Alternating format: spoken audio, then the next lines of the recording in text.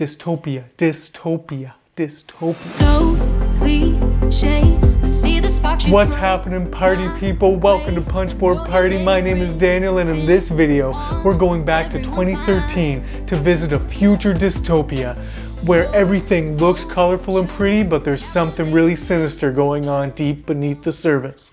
In this video, I'm telling you 6 things about Euphoria. Number 1, in Euphoria, the components are off the chain. We're talking about custom dice. We're talking about a color palette that will blow your mind. We're talking about pieces and tokens and bits that are physical little lightning bolts or oranges or solid bricks of gold. It's all here. Euphoria is one big toy and you get to play with it. 2, the 2-player version of this game is better than people say, but it's still not perfect. In this game, there are worker placement spaces all over the board.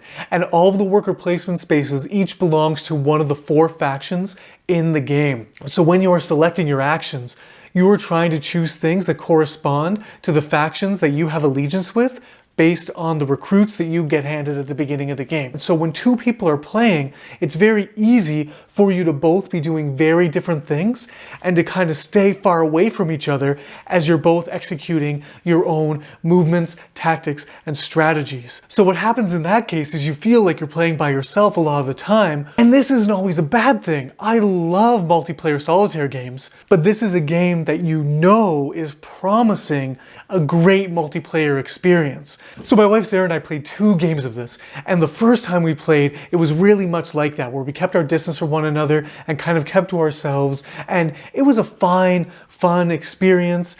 Sarah beat me, of course, but we didn't have the same sort of dynamism that I thought the game could offer. The second time around, it turned out that we both drafted recruits that were of the same faction. So we were all in the same area of the board, and we were constantly bumping each other off of the worker placement spaces. And when that happens, you get your worker back and you can use them again immediately. So we created this game that was very dynamic, back and forth. You kept on getting turns when you were expecting to be wasting a turn, pulling all of your workers back. It was this really exciting experience, still with just the 2 of us. Luckily, they recently released an expansion that is designed to make the 2-player experience even better by introducing an Automa player. Now, I haven't played that myself, but I recommend that if you're playing with 2, that you probably buy that along with this game. Number 3, the worker placement in this game is innovative, especially for its time, and it still holds up. In this game, your workers are dice, and you roll them every time you get them back into your pool. And you're constantly having to check the pips on the dice to a certain number. If the pips on your dice in your pool ever reach or exceed 16, then you're going to be losing one of your dice. So that is so interesting because there are all sorts of actions that you can do in the game that are going to add or take away from your knowledge. And that knowledge point adds to the pips on your dice and can put you over that 16 mark very easily. It's just this constant fluctuation of how many workers you are working with in this game based on the knowledge points on the pips on the die and on your knowledge track. There's a worker placement space that has enough room for just 1 die, but there's a dotted border around that space. And that means that when you go there, you do the action, get whatever the benefit is, and then when someone else wants to go there, including yourself, you bump that die out of the space, and whoever owns that worker gets to roll them again and use them immediately on their next turn. All of these elements combined create this amazing experience where workers feel like they are just flying onto and off of the board, and you are constantly surprised with the amount that you are able to do with them, and also saddened by how quickly you can lose them, but it's not that hard to get them back again. 4, the buildings in this game are kind of strange. Throughout the game, you're going to have the opportunity to build these buildings that start face down, and then as they are built, they're flipped face up, and they create a new worker placement space, which usually allows you to place one of your authority tokens, these stars that you get in the game, and that's the way that you win the game. The first player to put out all 10 of their authority tokens wins the game. So they reveal valuable spaces, and when you reveal them, you also get to put one of your star tokens out on the board, which gets you closer to victory. But apart from that, the actual ability on the buildings is not what you would expect. The building abilities in this game, though, are negative abilities for not having one of your authority tokens on them. So if you were a player that built this building all on your own, then you are going to get an authority token on the building while other players will not. And those players will receive a consequence for not having their authority token on the building. So it'll be things like you can no longer bump your own workers off worker placement spaces. Or when you retrieve all of your workers for free, lose 2 morale instead of 1. These kinds of things. So after my first playthrough, I was thinking that I really didn't like it all that much. But the next playthrough really proved that some of these negative effects make the game really interesting. Like Sarah for a while was not able to use the abilities of her recruits. And for a while, I had a really hard time keeping my morale up because of the negative effects from these buildings.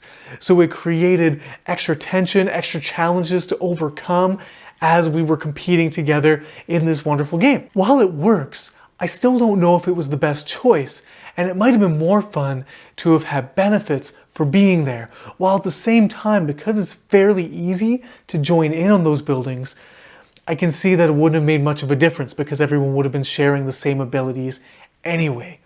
So like I said, it's just a bit of a strange choice. I can see why they did it. I'm not sure how I feel about it. 5. The recruit cards that you draft at the beginning of this game are absolutely integral to your strategy. They're way more important than I thought they were going to be.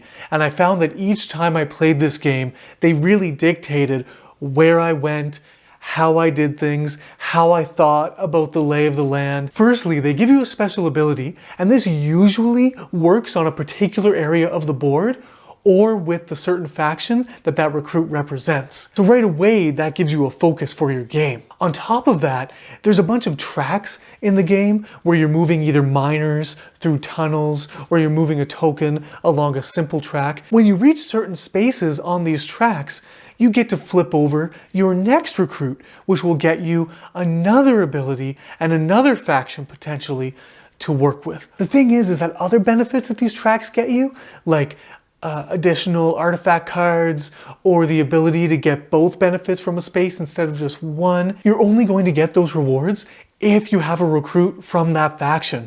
So there are certain benefits and bonuses that you are not going to benefit from because you don't have a recruit from that faction. So the recruit that you have is very important to you for a number of different reasons. And I don't know why I was surprised, but it really changes the complexion of each game from time to time that you play it. The first time I played this game was drastically different from the second time I played this game, purely because of the abilities that were on my recruits and the factions they belong to. So it really spices up the game from play to play because there is a stack of these recruits and you're only going to use a maximum of 3 of them per game. Lots of replayability in that stack of recruit cards. 6. The artifact cards in this game are a really nice touch. These cards are really simple. They just have these images of these artifacts from long ago, like a ripped up teddy bear, deflated balloons, an old copy of viticulture, some different things like that. And basically, instead of turning commodities into resources, into your stars that you put out on the board, you can go a different route and collect these artifact cards and either play 3 of them to put one of your stars out onto the board, or if the cards are matching, you just have to put 2 cards out and you get to put an authority token on the board. And so it's this really neat thing where you can play the game in a traditional resource management style of play, or throughout the game you can pivot and use these artifact cards to get victory points in a little bit of an easier way. And so this game does come with the thrill of the lucky draw from time to time. And it's just enough to not make it swingy, but to make it just this little bit of a woo. So I gotta say, even though this is an older game and it shows its age a little bit, this is still a game that I would consider essential for any fan of worker placement. The game really introduces a bunch of concepts at once that don't feel burdensome and together make for a really fun experience. If you like variety and the different kinds of worker placement spaces that you can go to, or you like that idea of having your worker come back to you because someone else wanted to use that space and so now you get to just go again right away, this game executes those ideas very well. If you missed this and you play all sorts of worker placement games, this is going to kind of refresh your gamer heart and soul. When I first played this game, I just realized that it had excellence written all over it. I don't know if there's a worker placement game that does worker placement quite like this. I might sound like a broken record, but the worker placement in this game brings something fresh to the table. And I don't know if there's too many worker placement games that have really done worker placement in this exact same way since. It's not only that there's a variety of ways to do worker placement in this game, but it also has this really high tempo to it as you're playing that just fills turn to turn with excitement. Except for when it doesn't and you feel like you're playing with yourself and you can't quite do the things you want to do fast enough. And so that brings me to the one negative I have about the game, is that from play to play and player count to player count, you're going to have a wide variety of experiences with this game. It's going to be worth it for you to have and play often, but you're going to have games that are going to feel, okay, that was good, and you're going to have games that feel, whoa, that was awesome when you did this, then I came in and did that, and we were just kind of in each other's faces the whole time. So you're gonna have a fairly wide range of play experiences as you're playing this game. So at the end of the day, I really enjoyed this game and I recommend it. I think it's going to bring you a lot of fun experiences, but just be aware that from play to play, it's going to have a fairly wide range of play experience. So with that, we come to the end of the review. Thank you so much for being here with me, party people. I just love that you're here, love that you're engaging in the comments. Please, let's just keep the conversation going. If you like this content, this is the kind of content that I love giving you. So please, comment below, tell me what you think about Euphoria, if you want to play it, if you're excited about it.